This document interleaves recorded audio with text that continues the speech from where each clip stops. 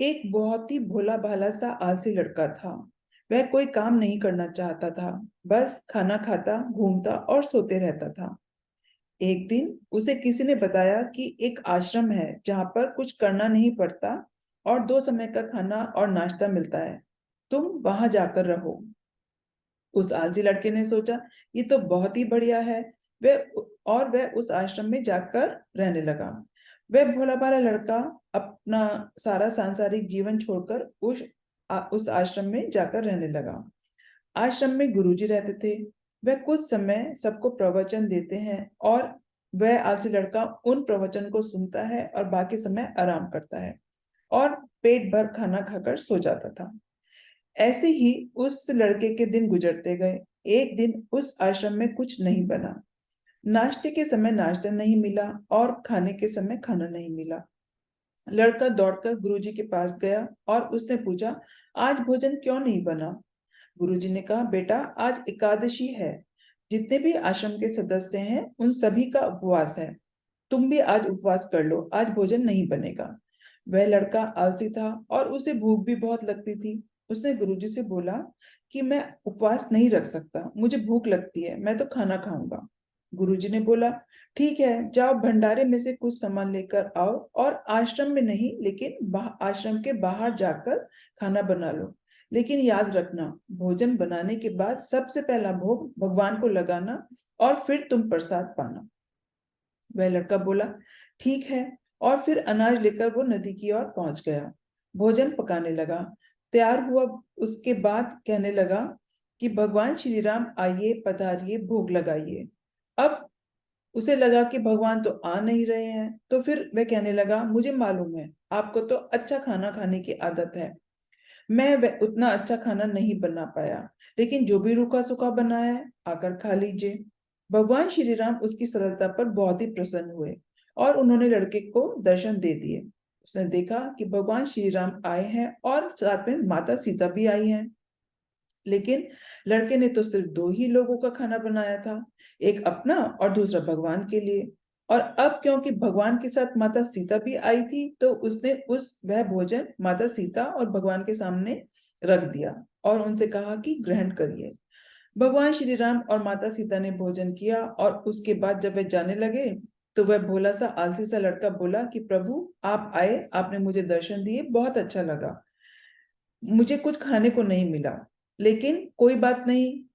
लेकिन आपसे एक विनती है कि अगली बार जब आप आएंगे तो कितने लोग आप अपने साथ लेकर आएंगे, मुझे ये बता दीजिएगा, ताकि मैं उतने लोगों का भोजन बनाकर रख सकूं। भगवान श्री राम मन ही मन मुस्कुराए और अंतर्ध्यान हो गए। लड़का आश्रम गया, दिन बीतता गया, फिर एकादशी आई। इस बार उसने 3-4 लोगों के लिए अनाज ले लिया और खाना बनाने नदी के किनारे पहुंच गया। उसने बड़ी प्रसन्नता से भोजन बनाया और इंतजार करने लगा, प्रभु आइए, भोग लगाइए, प्रभु आइए, भोग लगाइए।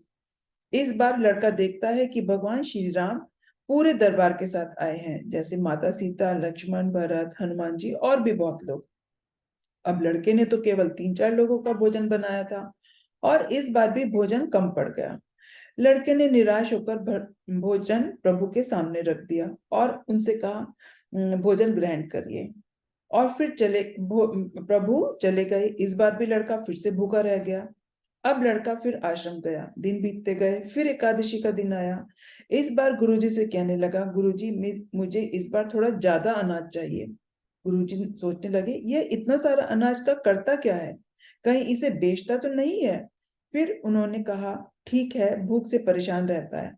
लड़के ने कहा, नहीं गुरुजी, मैं भूख से परेशान नहीं रहता हूँ। मैं तो प्रभु के साथ बहुत सारे लोग आते हैं, मैं उन्हीं का भोजन बनाना पड़ता है मुझे। गुरुजी ने कहा, लड़का शायद पागल हो गया। लेकिन गुरुजी ने सोचा, चलो एक बार चलकर देख लेता हूँ लड़का इस अनाज का करता क्या है। वह भोला सा लड़का अनाज लेकर नदी के किनारे पहुंचा और इस बार भोजन बनाया नहीं। उसने सोचा, प्रभु हर बार ज्यादा लोगों को लेकर आते हैं, इस बार जितने भी लोग आएंगे प्रभु खुद ही बना लेंगे और खुद ही प्रेम से सबको खिला लेंगे। अब वह प्रभु को बुलाने लगा, प्रभु आइए, प्रभु आइए। गुरुजी ये सब छुपकर देख रहे थे। कि ये क्या, लड़के ने तो भोजन बनाया ही नहीं और प्रभु को बुला रहा है। लेकिन लड़के ने देखा कि इस बार प्रभु के साथ बहुत से लोग आए हुए हैं, तो उसने प्रभु के सामने हाथ जोड़कर कहा, प्रभु माफ करना, आप बहुत सारे लोगों को अपने साथ ले आते हैं। मुझे संख्या पता नहीं होती और मेरी इतनी हिम्मत भी नहीं है कि मैं इतने सारे लोगों के लिए भोजन बनाऊं। अब आप स्वयं ही बनाइए और भोग लगाइए। प्रभु मुस्कुराते हैं और अपने सभी साथ आए लोगों के लिए भोजन बनाते हैं।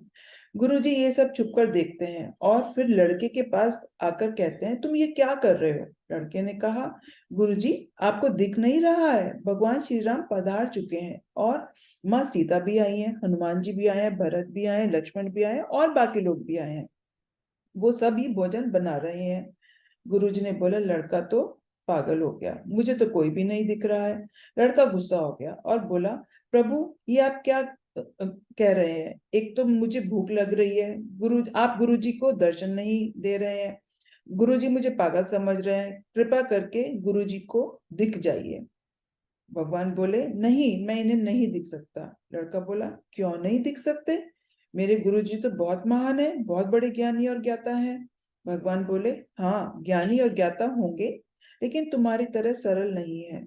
जो सरलता तुम में है वो तुम्हारे गुरुजी में नहीं है। लड़के ने ये बात गुरुजी से कह दी कि भगवान श्री राम कह रहे हैं कि आप में सरलता नहीं है, आप मेरी तरह सरल नहीं हैं, इसलिए आपको मैं दिख नहीं सकता। गुरुजी की आंखें नम हो गई और रोने लगे और बोले कि बिल्कुल सही कहा है, मेरे अंदर तुम्हारी जितनी सरलता नहीं है। और फिर माफी मांगने लगे और माफी मांगने के बाद भगवान ने भी गुरुजी को भी दर्शन दिए। तो इससे हमें ये शिक्षा मिलती है, जीवन में सरलता सबसे आवश्यक है। हम जितने भी सरल बने रहेंगे उतना जीवन आगे बढ़ता चला जाएगा। जब हम सरल होते हैं तो हम खुद भी मुस्कुराते हैं और दूसरों को भी मुस्कुराने की वजह देते हैं।